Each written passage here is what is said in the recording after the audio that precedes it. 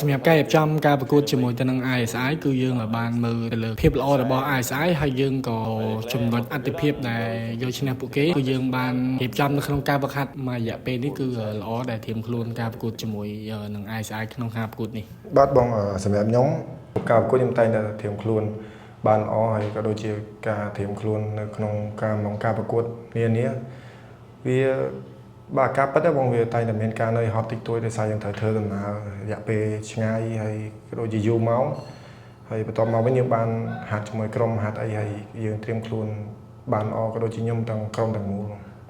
សម្រាប់ ISI ទោះបីជាគេទើបតែឈ្នះមកប្រកួតមែនហើយ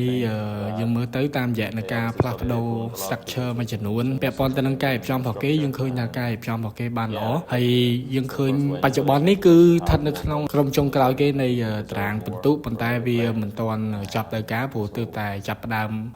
ប្រមាណប្រកួតក្នុងចិត្តចប់ជុំទី1 ISI គួរតែទទួលបានពិន្ទុច្រើនជាងហ្នឹងបើយើងមើលតាមរយៈការរៀបចំរបស់គេអញ្ចឹងការប្រកួតនេះយើងរំពឹងថាជាការប្រកួតមួយដ៏តានតឹងសម្រាប់ជាក្រុមយើងឃើញថាយើងបានអភិវឌ្ឍចាប់ពីការប្រកួតដំបូងមកហើយយើងអត់គិតថាយើងគួរបន្ថែមអីនៅក្នុងការគម្រោងនៅក្នុងការរៀបចំនៃក្រុមរបស់យើងបន្ថែមនេះគឺយើងគ្រាន់តែធ្វើម៉េចរក្សានៅគុណភាពកីឡាករម្នាក់ក៏ដូចជាគុណភាពក្រុមឲ្យមានស្ថិរភាពហើយបច្ចុប្បន្នគឺយើងស្ថិតនៅក្នុងបានន័យថាកម្រិតមួយដែលល្អតាំងពានរង្វាន់ CPL ក៏ដូចជាពានរង្វាន់ AFC អញ្ចឹងអ្វីដែលសំខាន់គឺយើងត្រូវការធ្វើម៉េចក្រុមរបស់យើងរក្សាស្ថិរភាពឲ្យបាននឹងនោះបាទបងសម្រាប់ខ្ញុំជាអ្នកចាំទីត្រូវប្រកាសក្នុងចិត្តថាយើងត្រូវតែគោរពដៃគូប្រកួតក៏ដូចជាខ្សែប្រយុទ្ធព្រោះក៏ពេលវាអាចកើតឡើងបានគ្រប់ស្ថានភាពអញ្ចឹងយើងត្រូវតែគោរពនៅការប្រកួតក្នុងហ្គេមក៏ដូចជាប្រកួតកីឡាកររបស់ ISI ក៏ដូចជាខ្សែប្រយុទ្ធរបស់ ISI ដោយសារ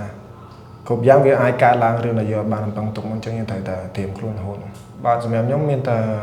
សង្ឃឹមថាបងប្អូនទាំងអស់គ្នាទាំងអ្នកគ្រប់គ្រងរបស់ក្លឹបបាល់ទាត់ប្រកាន់រីស្វាយរៀងក៏ដូចជា ISI សង្ឃឹមថាពួកគាត់នឹងចូលរួមទៅមើលការប្រកួតផ្ទាល់ទាំងអស់គ្នាបានច្រើនកក